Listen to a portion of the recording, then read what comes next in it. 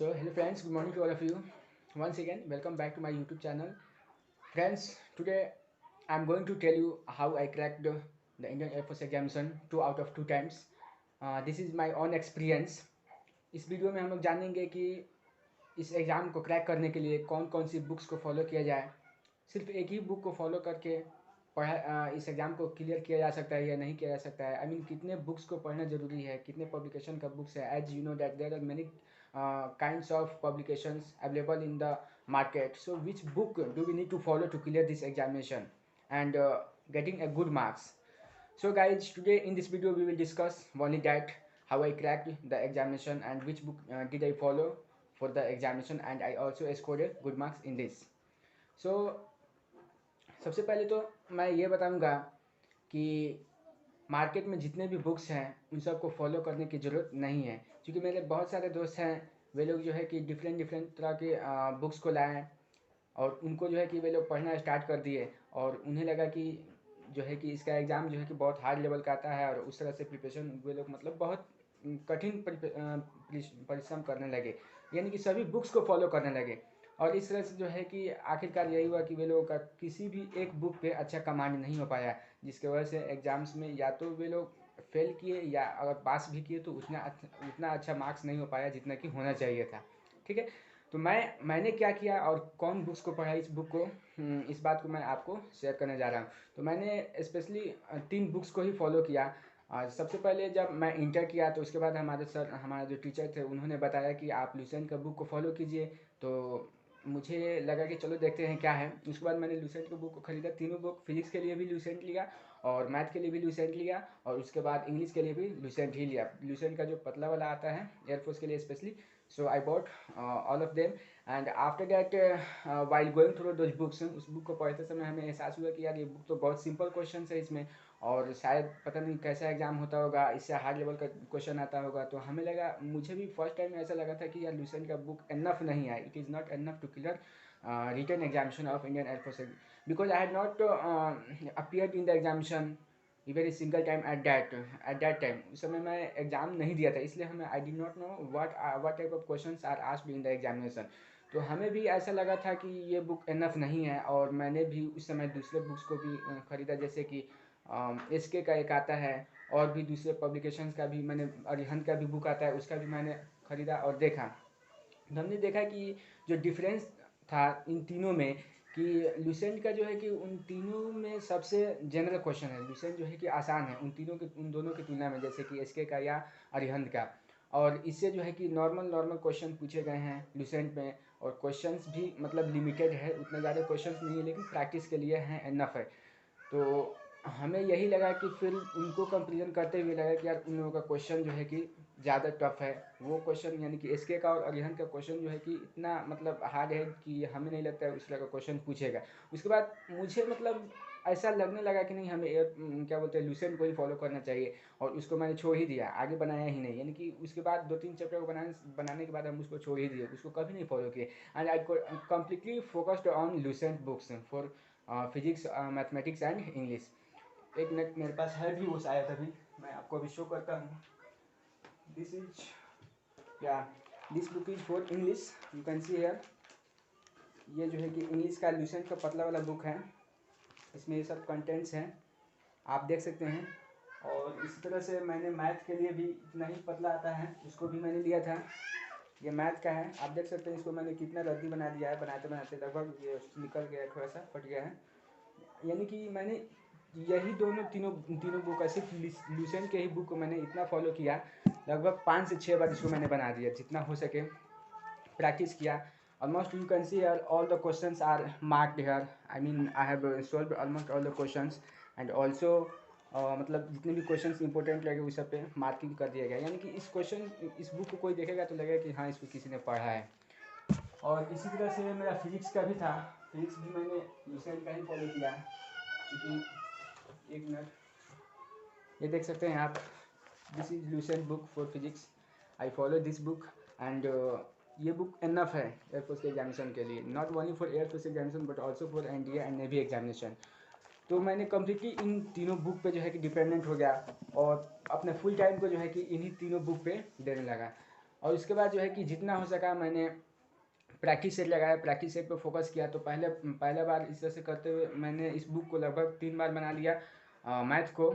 और उसके बाद फिजिक्स तो पूरा नहीं बना पाया फर्स्ट टाइम में, क्योंकि उस समय हमें कोई कहीं पे ट्यूशन नहीं कर रहा था, ऑनलाइन क्लासेस नहीं ले रहा था यूट्यूब से। तो इसलिए मेरे पास उतना मतलब एक्सप्लेन अच्छे से वर्णन करके किसी टॉपिक को नहीं हो पाता था पढ़ाई, और इसलिए मैं कुछ चैप्टर्स को नहीं कवर कर पाया फिजिक्स में। और इंग्लिश तो मेरा पहले से ही मजबूत था, तो इंग्लिश के लिए मुझे कोई क्लास करने की ज़रूरत नहीं पड़ी, बस उसको सेल्फ स्टडी करके और उसको मैंने सभी चैप्टर्स को मैंने बना लिया, और जो भी वर्ड्स मीनिंग थे इसमें से हमने याद कर दी। तो इस आधार पर मैंने फर्स्ट में एग्ज़ाम दिया। मेरा मुजफ्फरपुर में एग्ज़ाम हुआ, जो कि सितंबर 2019 में था। और उस समय मैंने एग्ज़ाम दिया तो मेरा पेपर अच्छा गया। फिजिक्स का पेपर मेरा अच्छा नहीं गया था, इसलिए कि उस समय हम फिजिक्स मेरा उतना अच्छा नहीं था, और पढ़ाने वाले एक सर थे तो मतलब उतना नहीं पढ़ा पाए थे अभी जितना पढ़ाना चाहिए था। तो इसलिए मेरा फिजिक्स अच्छा नहीं गया था। जब फाइनल रिजल्ट आया तो उस समय जो है कि मेरा मार्क्स 41 था। मैंने एग्ज़ाम तो पास कर गया, लेकिन अच्छा नंबर नहीं था 41, लेकिन फिर भी in comparison to the cut off of that time, जो कट ऑफ कितना था, 28 कट ऑफ था और मेरा 41 था, तो इनके कंपेरिजन में बहुत ज़्यादा था। फिर भी गुड था। और मेरा सबसे कम नंबर आया तो फिजिक्स में ही 9.25 था, जो कि बहुत बॉर्डर पे था। थोड़ा सा भी कम होता तो मैं फेल कर देता। तो इसलिए जो है कि मेरा फिजिक्स उस समय अच्छा नहीं था। मैं पहले ही बता दिया फिजिक्स अच्छा नहीं था, क्योंकि मैं इस बुक को बढ़िया से नहीं पढ़ पाया था। उसके बाद एग्ज़ाम तो हो गया, मैंने पास भी कर गया अच्छा मार्क्स से। उसके बाद मैं सेकंड फेज़ के लिए गया, तो उसमें मेरा इंग्लिश स्पोकन अच्छा नहीं था, तो स्पोकन की वजह से मुझे वहाँ पे दिक्कत हुआ था। जहाँ तक हम बता दें आपको, तो मैथ में मेरा उस समय 18 क्वेश्चन को अटैम्प्ट किए थे, इंग्लिश में 20 क्वेश्चन को अटैम्प्ट किए थे, और फिजिक्स में भी 18 क्वेश्चन को अटैम्प्ट किए थे। मैथ में 18 क्वेश्चन को अटैम्प्ट करने में 18 में 16 सही था, 2 गलत था। और इंग्लिश में 20 क्वेश्चन को अटैम्प्ट किए थे, जिसमें 17 सही था और 3 गलत था। और उस तरह से फिजिक्स में भी मैंने 18 क्वेश्चन को अटैम्प्ट किए थे, जिसमें काट कर 9.25 मार्क्स आया हुआ था, यानी कि 11 या 12 क्वेश्चन मेरे सही था और बाकी सब गलत हुआ था। 12 क्वेश्चन शायद सही था और बाकी सब गलत हुआ था, इसलिए 9.25 मार्क्स मेरा आया हुआ था फिजिक्स में। तो ये था मेरा मार्किंग। उसके बाद मैं सेकंड फेज के लिए गया, तो मेरा इंग्लिश स्पोकन नहीं था उस समय, अच्छा नहीं था। I was able to speak English, but I was not so fluent that was needed to clear the GD group discussion. And also I was sent to Chennai, where the students were so fluent that I could not face them, and among them if there was someone who was to be disqualified, then it was me, and also some other students like me. So this is why I got disqualified there, but I did not get disappointed with that, because I knew that my English spoken is not so good. So I start working on that my spoken English. मतलब उसके बाद जो है कि second time मैं spoken English पे focus करने लगा। और इसी प्रिपरेशन से guys, in the same year I had also appeared in the navy examination. I also crack the navy examination. इसमें मेरा 46 मार्क्स था एंड 40.25 उसका कट ऑफ गया था, initial cut off, and final cut off गया था उसका 43 ज्वाइनिंग के लिए। तो मेरा 46 मार्क था, बट उसमें मैं नेवी के मेडिकल में जो है कि मुझे कुछ प्रॉब्लम्स हो गए, so I did not go there for re-medical, because the point was not covered till that time. वो पॉइंट नहीं हो पाया था, इसलिए मैं री मेडिकल में अपियर नहीं हुआ। और मुझे लगा कि चलो यार, इतना आसानी से मैंने दोनों एग्जाम्स को क्लियर कर लिया, तो थोड़ा सा कॉन्फिडेंस अंदर से आ गया कि फिर से मैं निकाल सकता हूँ, इसलिए मैंने उसको री मेडिकल भी नहीं दिया। After that I again started preparing, and I did not focus on any other book.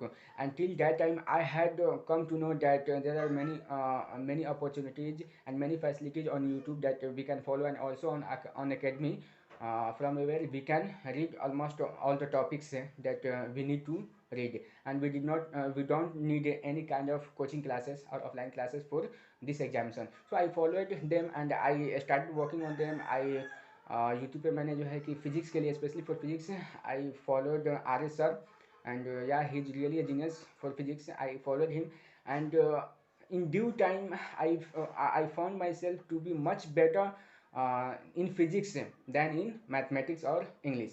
So physics मेरा इतना स्ट्रॉन्ग हो कि मैं 25 में 22 23 इस तरह से नंबर मैं मार्क्स करने लगा। मुझे भी कॉन्फिडेंस लेवल फिजिक्स में जो है कि इंक्रीज कर गया। तो इसके बाद जो है कि मैथमेटिक्स के लिए उन्हीं के जो है कि एक यूट्यूब चैनल पे एक दूसरे सर भी आने लगे बाद में, जिनका नाम था मुकेश सर, जो कि मैथ पढ़ाने लगे, और उनको भी मैंने फॉलो करने लगा। उनका भी जो है कि अच्छा लगा हमें, और कुछ टॉपिक्स जो है, कुछ चैप्टर्स मेरा अच्छा नहीं था मैथ के, तो उसको भी मैंने कंप्लीट कर लिया। After that I became fully confident that I can clear this examination, not only clear the examination but also get into the final merit list, and yeah this is what happened. So guys, this is my journey of how I clear the examination, written examination, and I will also I say you, I will tell you just to focus on these three books, not any other books, because these are the most important books.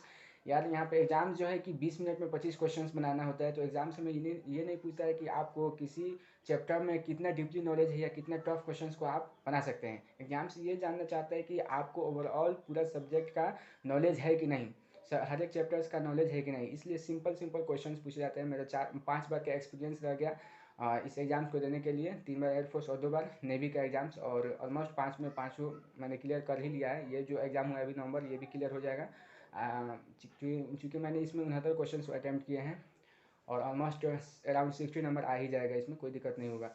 इसलिए मेरा suggestion आप लोगों से यही रहेगा कि आप दूसरे किसी भी बुक को फॉलो नहीं कीजिए, सिर्फ एक ही बुक को मैथ के लिए जो है कि आप लुसेंट का बुक जितना बार उसको बना लीजिए, और बनाने के बाद practice set is only the thing that will make you feel confident that you can clear the written examination. Otherwise only practicing the book is not going to help you out anyway, because once you I mean एक बार जो है कि आप दूसरे chapter को बनाएंगे तो पता चलेगा पीछे वाला भूल गया, फिर उसके अगले चैप्टर बनाएंगे तो ये भूल गया, ये बनाएंगे तो वो भूल गया, ऐसा एहसास होता रहेगा। So for that you need to solve practice set as many as possible. So this is what my experience says to you, and I strongly recommend everyone use Lucent book, to use Lucent book and not any other books, because Lucent book is enough to clear the written examination, not only of Air Force examination but also for Navy examination. So this is what my journey of clearing the written examination for Air Force and Navy examination. So guys, and also मेरा next video रहेगा कि मैं navy के लिए preparation कैसे करें, क्योंकि उसमें जो है कि डिफरेंट पैटर्न होते हैं और उसमें नंबर ऑफ क्वेश्चंस भी ज़्यादा होते हैं। So just be connected with me and I will share you my experiences of how I cracked this examination, I mean navy examination twice, and now I am waiting for the merit list of Navy 2. I am waiting for the merit list of both the examination, Air Force and Navy examination. So guys, just I would like you to share this video to the new students who are now coming in this field and who want to prepare for Air Force and Navy examination. So this might be helpful for them.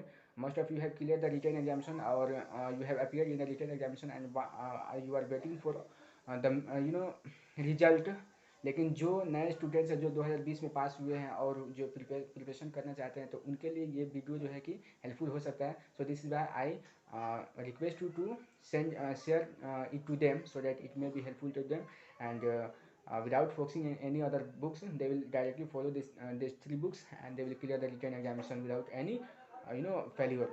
So just be connected with me, and if you have any doubt regarding this video or regarding another books to follow, you can ask me in the comment box. I will surely reply to you, and I will try my best to आपको जो है कि अच्छा suggestion देने का. Okay, thank you very much for watching my video, and do like and subscribe my channel. Okay, thank you very much.